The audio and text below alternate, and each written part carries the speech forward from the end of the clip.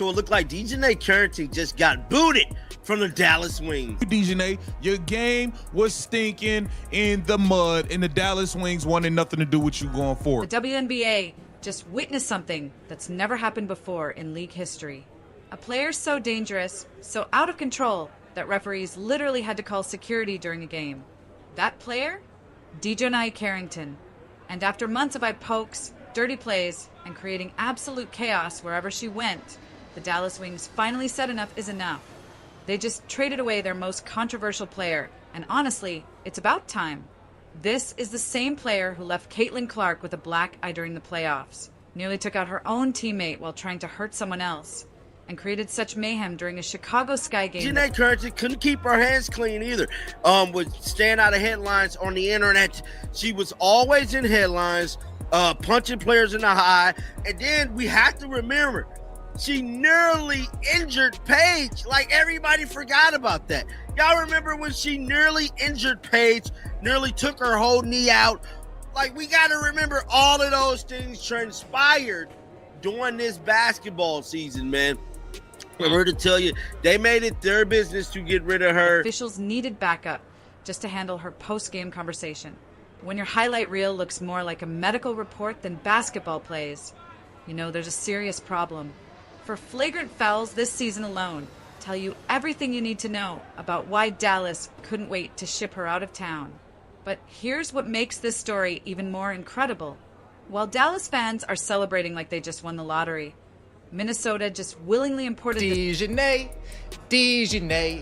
you're always in a dirty play. DiJonai, once again, here we are today. Oh, DiJonai. chaos into their championship contending locker room. A team sitting pretty with a 24-5 record just traded for a player whose specialty is getting ejected from big games and making referees feel unsafe. The audacity is unreal. Let's talk about what separates a tough defender from a dangerous player, because there's a massive difference that DiJonai Carrington never seemed to understand. Intent. When you're going after faces, targeting heads, and creating situations where your own teammates get hurt while you're trying to injure opponents, you've crossed a line that no amount of talent can just... As everyone else has seen this angle. I'm calling her in, and I'm saying to her, I need answers. Carrington's approach to basketball became so toxic that it infected everything around her, and the incidents just kept piling up faster than Dallas could defend them. The moment that put Carrington on everyone's radar happened during the 2024 playoffs, and it's an image that still haunts WNBA fans today. Picture this scene from the Connecticut Sun versus Indiana Fever first-round playoff game. And kind of swatted at Caitlin. Did you intend to hit her in the eye? And if so, could you just, or if not, either way, could you talk about what happened on that play? I don't even know why I would intend to hit anybody in the eye. That doesn't even make sense to me. But no, I didn't. I didn't know I hit her, actually. I was trying to make a play on the ball, and I guess I followed through and I hit her. So obviously it's never intentional. That's not even like the type of player that I am. Caitlin Clark, the rookie sensation who had carried the Fever through an incredible season, goes up for one of her signature shots. Carrington comes over to defend, and what happens next isn't your typical defensive play. Carrington's hand makes direct contact with Clark's face, specifically targeting the eye area. The impact was immediate and unmistakable. Clark's head snapped back from the force, and she immediately grabbed her face in obvious pain. The play. Let's watch it, and this will give us a couple of different angles. Directions of games. There's your tip. Diggins, who's still fast, gets down the floor, buries it, draws the foul, but is shaken up.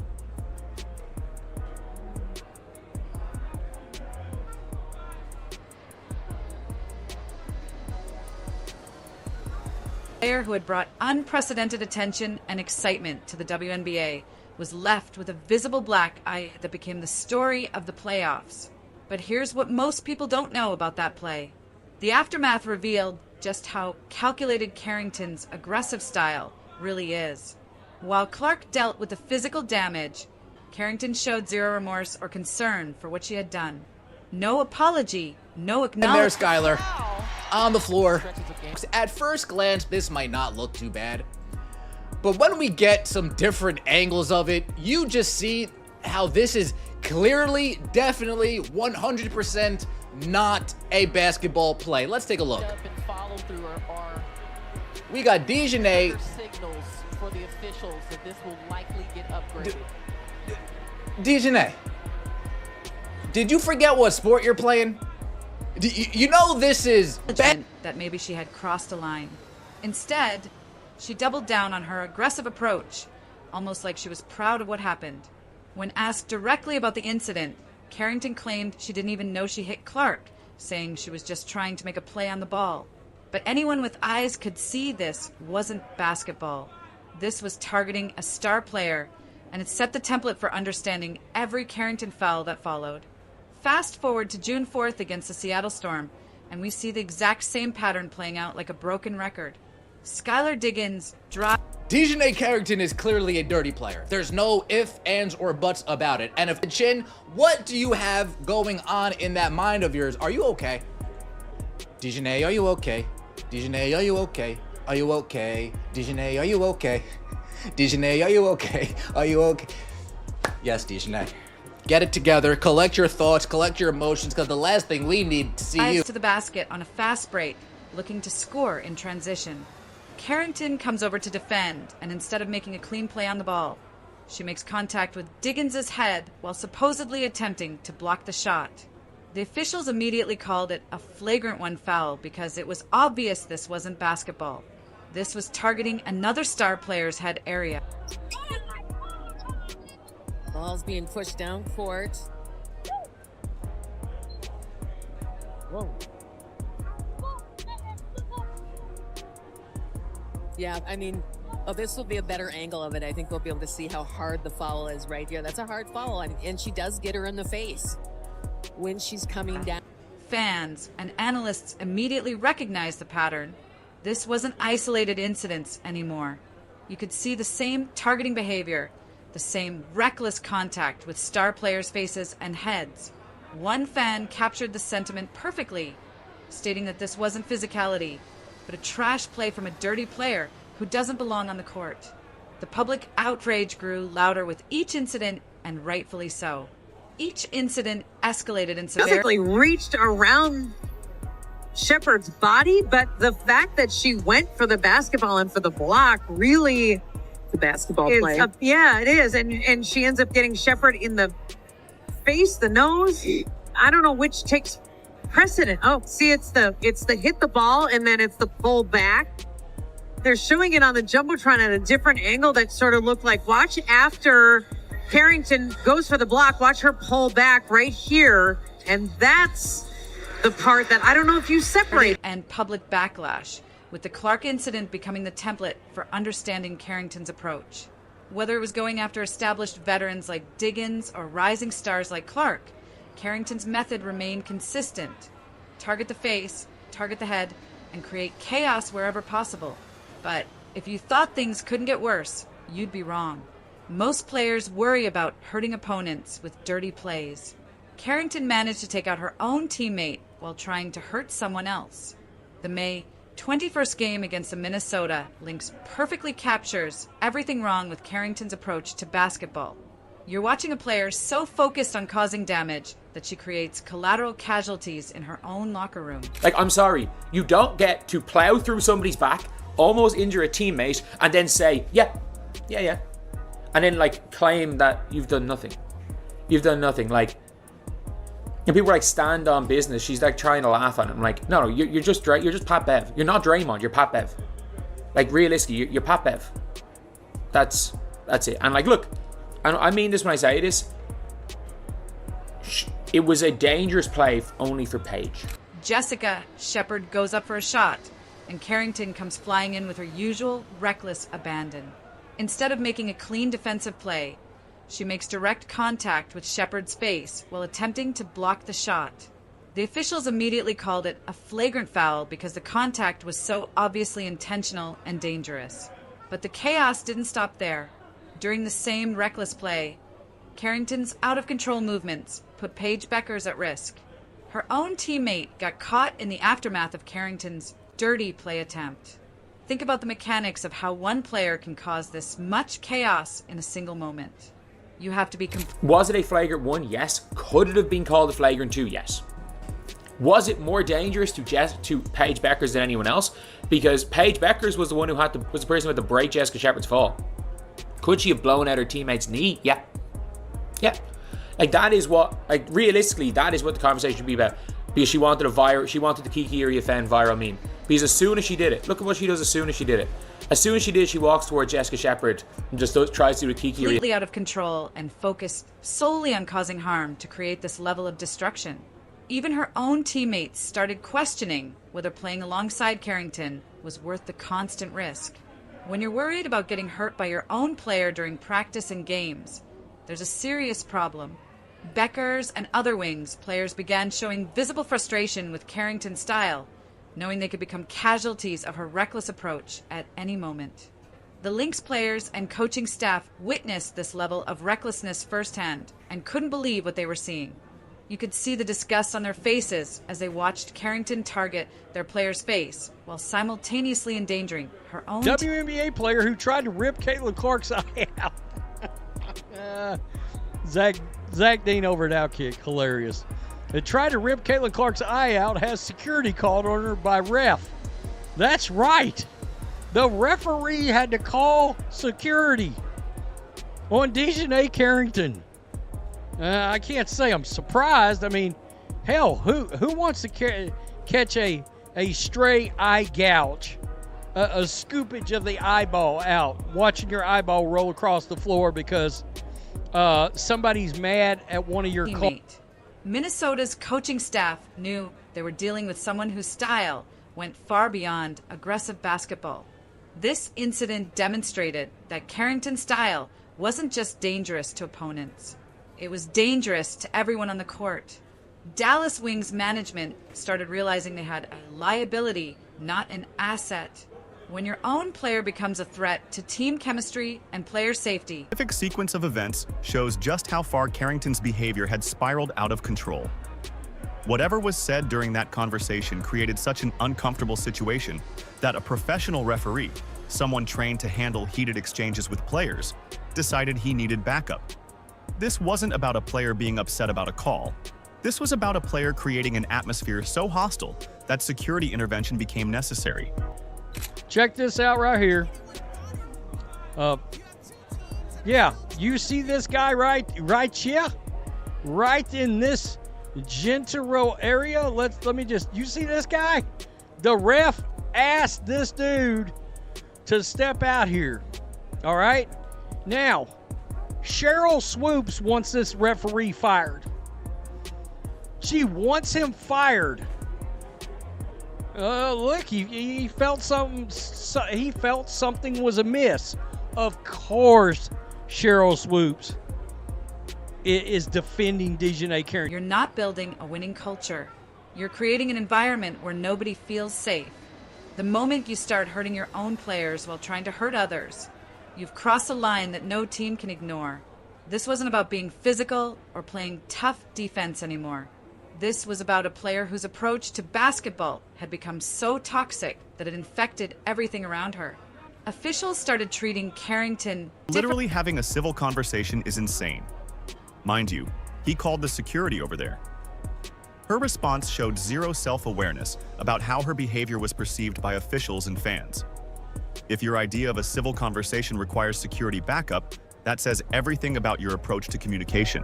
DiJonai Carrington, we are not even 10 games into the season. There are more times than not of DiJonai playing dirty, get a flagrant foul.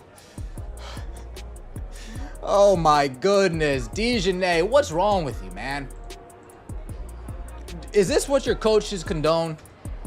Is this what your coaches, like, Christy 2.0, whatever we want to call this coach?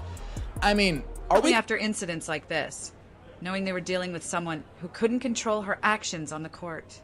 But the absolute peak of Carrington's on-court chaos came during what can only be described as the most unprecedented moment in WNBA history. When was the last time you saw a referee call security on a player during a game? Welcome to the DiJonai Carrington experience. The Chicago Sky game incident represents the moment officials decided they needed protection from a player. Picture the scene on May 30th, 2025. Dallas Wings just lost to Chicago Sky 97-92, and tensions are running high. But what exactly happened during that post-game conversation that made a trained official feel unsafe enough to call for security?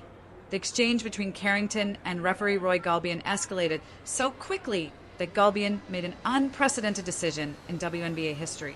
Whatever was said during that conversation created... Breaking Dallas Wings DiJonai Carrington has been traded to the Minnesota Lynx in exchange for Diamond Miller, Carly Samuelson, and Minnesota 2027 second-round pick. The team sources has confirmed that. Uncomfortable situation that a professional referee, someone trained to handle heated exchanges with players, decided he needed backup.